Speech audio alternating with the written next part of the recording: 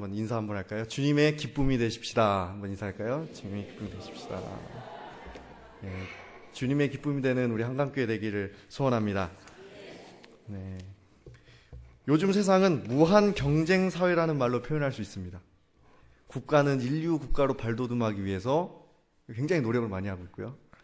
기업 역시 인류 기업으로 나아가기 위해서 다른 기업과 혈전을 벌이고 있습니다. 이러한 무한 경쟁 시대에 맞는 인재들을 키우기 위해서 각 교육기관도 부지런히 인재를 양성하고 있습니다. 그런데 요즘 사회적으로 문제가 생겼습니다. 다들 아시다시피 카이스트에서 지난 1월 8일을 시작으로 해서 4명의 학생들이 스스로 목숨을 끊었습니다. 여러 가지 원인들이 있겠지만 가장 큰 원인은 사회 전반적으로 흐르고 있는 1등 지상주의가 아닐까 생각해 봅니다. 어느 정도의 등수에 들어야 된다는 그 강한 압박감이 카이스트 재학생들과 또 대한민국의 청소년들과 청년들의 마음을 메마르게 하고 있는 것이라 좀 저는 생각이 듭니다. 저는 중고등부 아이들에게 매주 기도 제목을 이제 적으라고 합니다. 매주 적어서 이제 제가 그걸 받고 한쪽에다 정리해 놓고 제가 아이들을 위해서 매일 기도할 때 그거를 딱 창에다 띄워 놓고 이렇게 보면서 이제 기도를 합니다. 근데 중학교 1학년의 아이들 기도 제목 1번은 단연 키 크게 해주세요. 근데 아직 많이 작잖아요. 특히 남자애들 키가 작기 때문에 키가 커야 돼요. 그렇죠. 키가 커야 될 나이니까요. 키가 커야죠. 근데 중2부터 고3에 이르기까지 기도 제목 1번은 단연 성적 향상입니다. 물론 아직 아이들이 스스로 마음을 다 열고 사소한 고민이나 자신의 아픔을 기도 제목에 적는 것은 한계가 있다고 아직은 생각을 합니다. 그렇지만 아이들이 성적에 대한 스트레스를 강하게 받고 있어서 기도 제목 매주 끊임없이 올라온다는 것은 의심할 그 여지가 없는 것 같습니다. 그런데 제가 아이들을 봤을 때 염려가 되는 문제가 뭐냐면 단순히 성적이 오르기만을 바란다는 것입니다. 전 아이들이 공부 잘하길 원해요. 정말 공부 열심히 해서 진짜 다들 1등 하길 원해요. 개인적인 마음으로. 그러나 아이들이 과연 꿈이 있을까? 하나님 주신 꿈을 가지고 아이들이 공부를 할까? 라는 생각을 했을 때는 조금 염려가 됩니다. 제가 말하는 그 꿈은 단순히 어떤 직업에 대한 소망을 말하는 게 아닙니다. 법관도 될 수도 있고 의사도 될 수도 있고 교사, 공무원 등등 다양한 직업에 대한 희망이 아니라 한 번밖에 살지 못하는 인생을 하나님께 영광이 되고 사람들을 살리는 사람이 되어야 되겠다는 그 꿈을 가지고 아이들이 공부를 해야 되는데 그 꿈을 이제 가지고 가야 될 시점이기 때문에 아직은 좀 혼란이 있는 것 같습니다. 그렇기 때문에 꿈이 없으니까 공부하기가 싫어요. 단순히 성적을 맞춰서 부모님의 마음을 기쁘게 해야 되고 또 친구들에게 자신의 의로움을 드러내야 되기 때문에 잘남을 드러내야 되기 때문에 열심히 공부는 하긴 하지만 재미가 없을 것 같아요. 저 역시 정말 하나님을 제대로 만나서 제대로 꿈을 가지기 전에는 공부가 별 재미가 없었어요. 그런데 하나님을 만나고 내가 나중에 주님을 위해서 살아야 되겠다 했을 때는 내 공부를 해야지. 그런 마음을 가지고 공부할 땐 재밌거든요. 근데 아직 아이들이 그런 마음까지는 좀 이르지 못한 것 같아서 좀 안타까운 마음이 있습니다. 그렇지만 안타깝게도 가정이나 학교에서 그리고 사회에서는 무조건 1등, 무조건 어느 정도 상위권에 들어가야 된다라고 강요를 합니다. 제가 21살이 되었던 해였던 것 같습니다. 그때 제가 다니던 교회에서 이름만 다 들으면 아는 명문 외국어 고등학교하고 명문 과학고를 들어가는 두 학생이 있었어요. 그 사람들은 모두 다 하나님의 은혜다. 하나님의 지혜를 주셔가지고 과거도 가고 외고도 갔다. 정말 입에 침이 마르도록 칭송을 했습니다. 근데 저는 그때 마음에 분이 일어났어요. 21살 그 어린 마음에 분이 일어났어요. 단순히 그 아이들에 대한 부러움과 셈이 아니었어요. 저는 그때 당시 중등부 교사였고요. 명문 외고와 과학고에 진학하는 아이들을 사실 교회 중등부에서 본 적이 없었어요. 한 번도 이야기를 해본 적이 없었어요. 저 그때 까불까불하고 이렇게 아이들하고 어울려 놀고 그랬는데 그 아이들을 눈과 눈을 마주보고 이야기를 한 적이 없었어요. 인사도 안 해봤어요. 그냥 그 친구들은 주일 일부 예배만 드리고 집에 가던 아이들이었어요. 그 학생들은 집에 가서 뭐 과외도 받고 학교나 학원에 가서 열심히 스스로 공부했을 거예요. 그러니까 좋은 학교에 진학을 했겠죠. 그런데도 표면적으로 좋은 학교에 진학을 하고 나니까 하나님의 은혜라고 사람들은 막 말을 하고 다녔어요. 제가 그때 함께 생활을 했던 중학교 3학년 아이들은 뭐 인문계도 가고 실업계도 가고 나름대로 진학을 다 했어요. 그런데 단순히 그 외고나 과고 같은 좋은 학교가 아니라는 이유로 신앙생활을 예쁘게 하던 그 아이들은 싹 잊어버린 존재가 되어버렸어요. 좋은 학교에 진학한 아이들은 칭송을 하는 다분히 세상적인 판단으로 정작 신앙생활을 하던 아이들을 그렇게 판단을 해버리니까 제가 마음에 분이 일어났어요. 제가 너무 분해가지고 화가 나서 답답해서 그때 중등부 부장 집사님에게 저의 마음의 분을 막 풀었어요. 어떻게 집사님 이럴 수가 있어요? 사람들 이게 너무한 거 아니에요? 교회에서 이러면 되겠어요? 이렇게 막 투덜투덜 됐어요. 그때 부장 집사님이 제 어깨를 툭툭 치시면서 본인도 답답하시니까 한숨을 푹 쉬시면서 그래도 힘냅시다.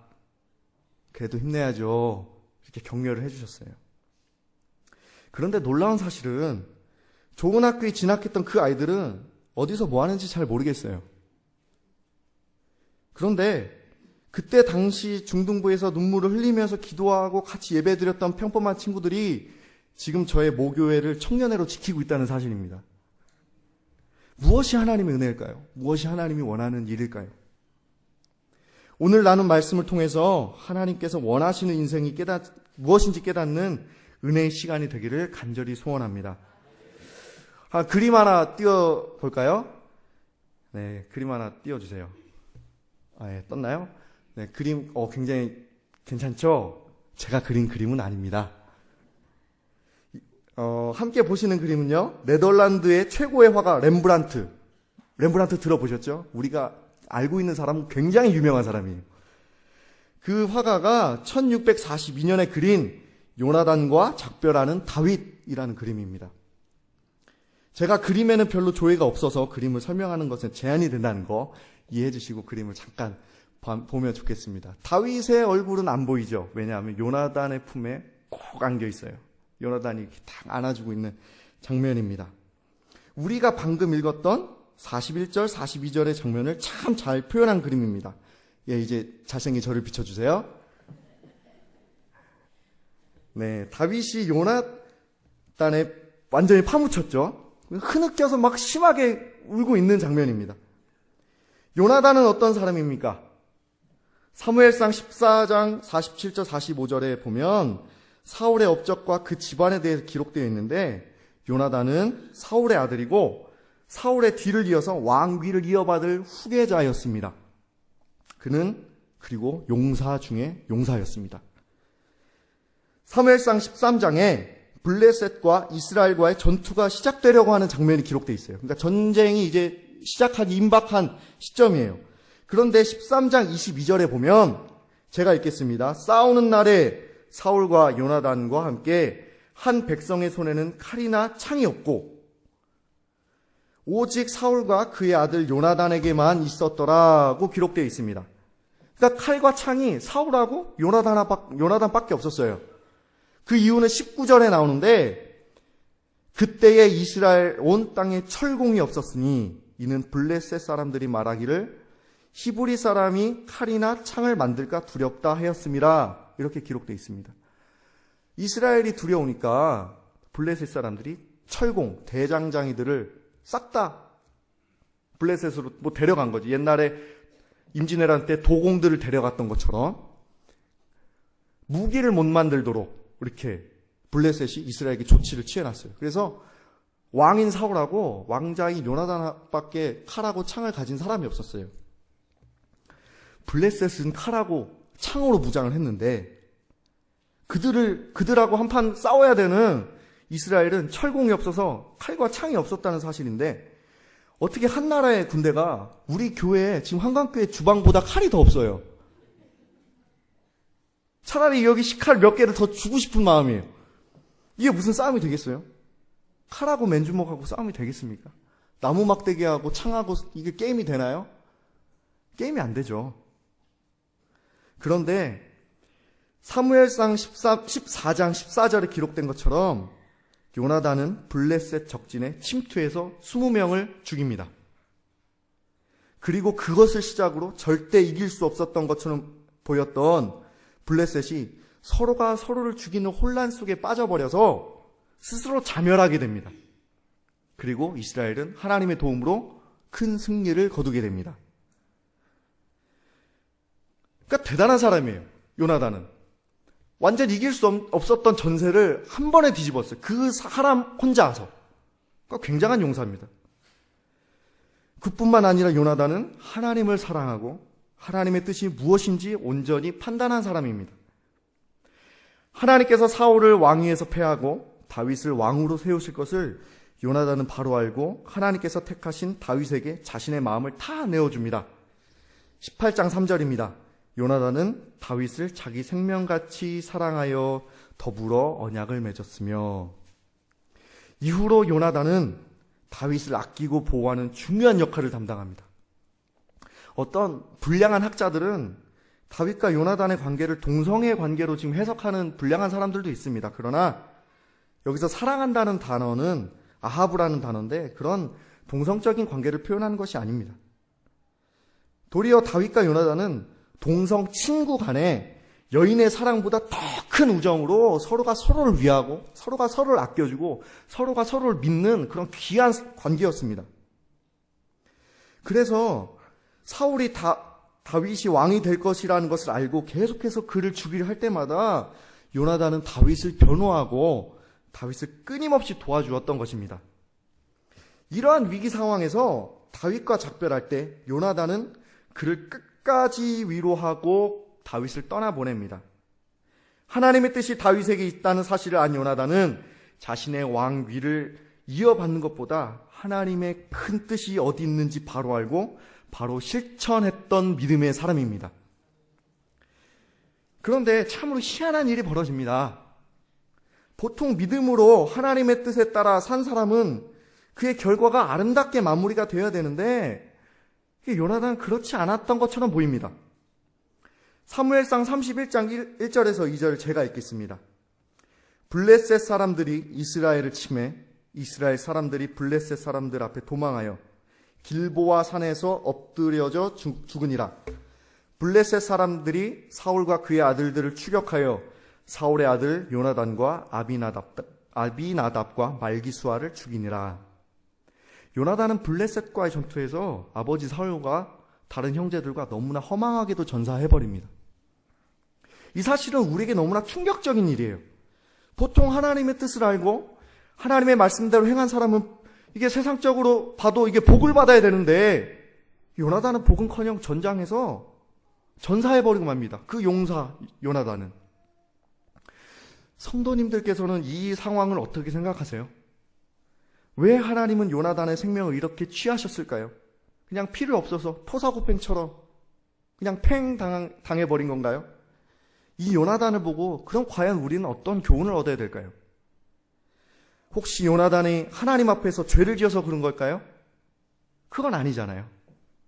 우리는 요나단의 삶과 죽음을 깊이 묵상해 봐야 될 줄 압니다.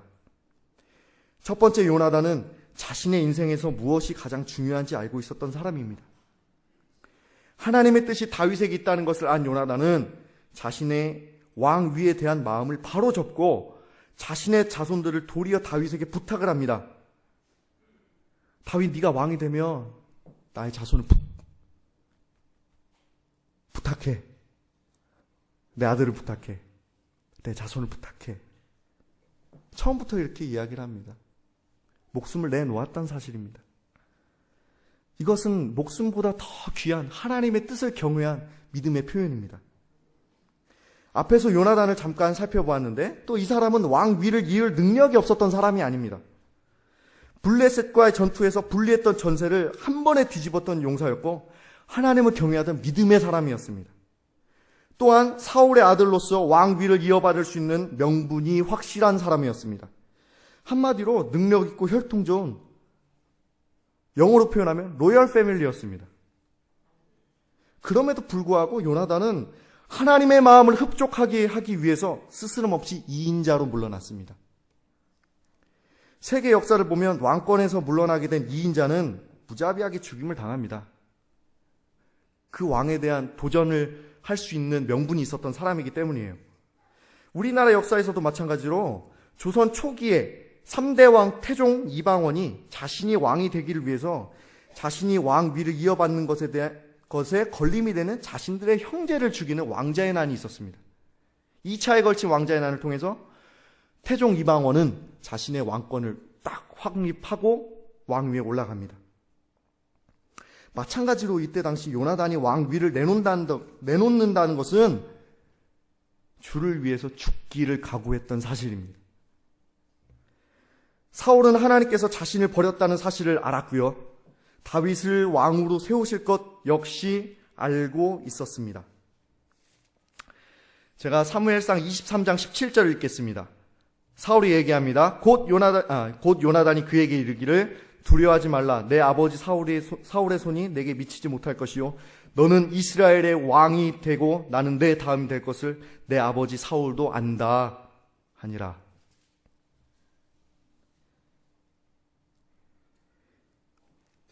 사울은 자신이 왕이 이제 안 된다는 사실을 알았습니다. 다윗을 왕으로 세우실 것 역시 사울은 알고 있었습니다. 그럼에도 불구하고 사울은 왕 위에서 자신이 쫓겨나게 되면 자기의 앞날이 두려웠던 것 같습니다. 죽게 될 것 같은 공포에 떨었던 것으로 저는 판단을 하고 있습니다. 이스라엘의 권세를 누리는 왕위에서 왕위에 대한 욕심과 왕위에서 내려오면 자신의 목숨을 부지하기 어려울 것이라는 공포심에 떨었을 것이라고 저는 생각합니다. 마찬가지로 요나단 역시 다윗이 왕이 되면 자신의 목숨을 부지하기 어려울 수 있다고 생각이 들었을 텐데도 요나단은 그것이 하나님의 뜻이기 때문에 과감하게 다윗의 편을 들고 끊임없이 그를 보호했던 것입니다. 그리고 그렇기 때문에 요나단은 자신의 집안을 보호해달라고 다윗에게 청합니다. 사무엘상 20장 14절 15절입니다.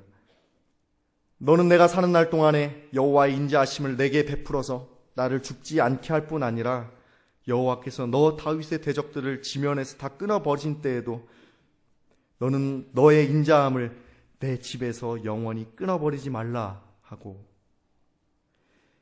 인간적인 두려움이 있을진데 요나단은 무엇보다도 하나님의 뜻이 우선이기 때문에 자신의 권리와 능력을 과감하게 포기합니다. 두 번째, 요나단은 의리의 사람이었습니다. 요나단 역시 하나님께서 자신의 아버지인 사울을 버렸셨다는 사실을 누구보다도 잘 알고 있었습니다. 그렇지만 놀라운 사실은 다윗이 사울의 곁을 완전히 떠날 때 요나단은 그 다윗과 함께 떠나질 않아요. 도리어 그를 위로하고 떠나보내지만 요나단은 떠나질 않습니다. 도리어 아버지 사울 옆에 있습니다. 하나님의 뜻을 지키려고 자신의 모든 것을 포기한 요나단은 하나님으로부터 버림받은 아버지를 끝까지 지키고 있었다는 사실입니다. 무능한 아버지임에도 불구하고, 하나님으로부터 버림받은 아버지임에도 불구하고 요나단은 아버지의 곁을 떠나지 않습니다. 하나님의 뜻이 다윗에게 있으니까 다윗과 함께 떠나도 될 텐데 요나단은 미련하게 그렇게 행동하진 않아요. 그는 묵묵히 자신에게 맡겨진 사명을 감당하는 의리 있는 하나님의 사람인 것입니다. 그는 어찌 되었던지 간에 사울의 아들이었습니다. 비록 하나님께 버림받았으나 사울의 아들인 요나단은 아버지를 잘 섬겨야 되는 것입니다. 이런 장면들은 성경에 기록되어 있지는 않았지만 자신의 자리를 지키고 있었다는 사실은 너무나 명백합니다. 지난 4월 7일 날 서울 가정법원에서 가슴 아픈 재판이 있었습니다. 64살의 안모 씨는 병원 사무장으로 일하면서 의과 대학을 다니는 아들을 키웠습니다. 그러다 10년 전 직장을 잃고 수입이 없어지자 자녀들이 주는 돈으로 끼니를 이어야 됐습니다. 설상가상으로 지난 2002년에는 의사가 된 아들과 연락이 끊어져 생활비도 받을 수가 없게 되었습니다. 4년 뒤 겨우 아들하고 연락이 닿아서 매달 30만 원씩 받긴 했지만 당뇨 등으로 병원 치료를 받아야 되는 안 씨에게는 턱없이 그 돈이 너무나 부족했어요. 결국 안 씨는 생활비를 올려달라고 법원에다 소송을 했고 법원은 부모인 안 씨의 손을 들어주었습니다. 그래서 서울가정법원은 아들 김 씨에게 어머니가 돌아가실 때까지 매달 50만 원씩 생활비를 지급하라고 판결을 했습니다. 아들인 김 씨는 성형외과 의사로 매달 800에서 1000만 원을 버는 의사였습니다. 참 착잡한 재판이었습니다. 부모를 공경하는 것이 하나님의 뜻이라면 부족한 부모일지라도 하나님의 말씀을 지켜 행하는 것을 요나단은 몸소 보여준 것입니다. 내 부모를 공경하라. 그리고 이스라엘의 왕자로서 왕자인 자신의 자리를 지키고 있다는 것은 우리에게 시사하는 바는 너무나도 큽니다. 왜냐하면 다윗이 왕이 될 것이고 자신의 자리와 지금 가지고 있는 모든 권세들은 곧 없어질 것이라는 것을 알고 있었기 때문에 더욱 그렇습니다. 그럼에도 불구하고 이스라엘의 왕자의 자리를 굳건히 지키고 있었고 마지막까지 하나님이 택하신 이스라엘을 위해 끝까지 싸우다가 장렬하게 전사한 사실입니다. 요나단은 자신의 죽음에 대해 불만을 가지지 않았을 거라 저는 생각합니다. 도리어 찬송했을 것입니다. 왜냐하면 자신이 죽었기 때문에 더 이상 다윗의 왕권에 도전할 자가 없어졌기 때문이에요. 요나단이 만약에 죽지 않고 살아 있었다면 다윗의 왕권은 명분이 약하기 때문에, 물론 하나님께서 택하셨기 때문에 택하셨지만 세상 사람들이 봤던 그 세상적인 명분이 약했기 때문에 이스라엘 내부에서는 요나단의 의지와는 상관없이 분명히 다윗의 왕권에 대해서 끊임없이 도전했을 겁니다. 그 나중에 다윗이 압살롬을 피해서 도망할 때 사울의 추종자가 여전히 있어서 다윗에게 돌을 집어 던지는 사실을 보면, 만약 요나단이 살아있었다면 이라는 전제를 깔았을 때 요나단의 의지와는 상관없이 다윗 네가 왕이 될 자격이 있느냐? 끊임없이 도전을 했을 거라고 생각을 합니다. 그렇지만 그가 죽음으로써 더 이상 하나님이 택하신 다윗의 왕권에 도전할 수 있는 가능성이 없어졌기 때문에 도리어 요나단은 하늘에서 기뻐했을 것이라는 생각을 저는 하고 있습니다. 사랑하는 성도 여러분, 우리는 요나단처럼 살 수 있을까요? 주님의 뜻이라면 자신의 모든 것도 아깝지 않게 내어 던질 수 있는 믿음이 지금 우리 안에 있을까요? 많은 사람들은 복의 마음이 다 팔려 있습니다. 봉사하면 복을 받겠지. 11조를 열심히 하면 복을 받겠지. 믿음 생활을 잘하면 복을 받겠지. 그렇지만 돌이켜보면 이미 우리는 복을 있는 대로 받은 사람입니다. 오늘 종려주일이고 이제 고난주간인데 우리를 위해서 주님 십자가 지시려고 들어가죠. 예루살렘을 들어가신 날에 이미 예수님 십자가 지시고 우리를 하나님의 자녀 삼으신 것으로 엄청난 복을 받았어요. 빌 게이츠가 부럽지 않은 복입니다. 사랑하는 우리 주님께서는 우리에게 하나님의 나라를 밝히 보여주시고 그 하나님 나라에서 영원히 주님과 함께 왕노릇할 수 있도록 우리를 위해 십자가를 지셨건만 우리는 여전히 우리의 소망을 하늘에 두지 아니하고 땅의 것들에 완전히 마음이 팔려 있어서 잘 먹고 잘 사는 것이 진짜 복인 것 마냥 살아가고 있지 않은지 우리 자신의 모습을 다시 한번 되돌아봐야 될 줄 압니다. 하나님의 구속사적인 계획이 다윗의 자손을 통해서 이루어 가실 것이기 때문에 다윗이 왕에 올랐고 또 다윗은 하나님의 말씀에 순종해서 그렇게 살았습니다. 그렇지만 요나단의 마음 역시 다윗만큼이나 순전했고 하나님을 사랑했다 말할 수 있습니다. 그건 그 사람의 행동을 보면 알 수가 있습니다. 그리고 하나님이 다윗을 사랑하셨던 것처럼 하나님은 자신의 모든 것을 내어 던지고 주의 뜻을 이루어 가려고 했던 요나단 역시 사랑했을 거라 저는 확신합니다. 우리는 요나단과 같이 되려고 노력해야 됩니다. 많은 것을 가지셨습니까? 아니면 많은 것을 가지지 못하시고 계십니까? 상관없습니다. 우리는 주님의 영광을 위해서 각 처소에서 살아가면 됩니다. 주님은 왜 십자가를 지셨습니까? 성부 하나님께서 죄뿐인 우리를 먼저 사랑하시고 우리를 구원하시기로 작정하셨기 때문에 성자 예수님께서는 그 하나님의 말씀에, 그 하나님 마음에 순종해서 하늘의 영광을 다 버리고 보잘것없는 누더기와 같은 인간의 육신을 입고 이 땅에 오셔서 하나님의 뜻인 택하신 백성을 구원하기 위해 모진 고난을 당하시고 십자가를 지시고 골고다 언덕을 올라가신 거 아닙니까? 원래 십자가형을 당하면 3일에서 길게는 십자가에서 고통을 당하다가 목숨이 끊어지는데, 예수님께서는 십자가에 달리시기도 전에 엄청나게 맞고 채찍질 당해서 정작 십자가에서는 달리시자마자 몇 시간 안에 목숨이 끊어지셨습니다. 누구 때문에 그렇습니까? 저 옆집에 사는 어르신 때문에 그래요? 나 때문에. 우리 때문도 아니야. 나 때문에. 그럼에도 불구하고 우리는 여전히 하나님의 뜻을 이루어가는 것보다 자신의 뜻을 이루어가는데 마음이 완전히 빼앗겨 있습니다. 돈에 빼앗겨 있고요. 자식에 빼앗겨 있고요. 세상적인 성공에 마음이 빼앗겨서 무엇이 참인지 거짓인지 구분하지 못하고 살아가고 있는 모습이 지금 저의 모습이에요.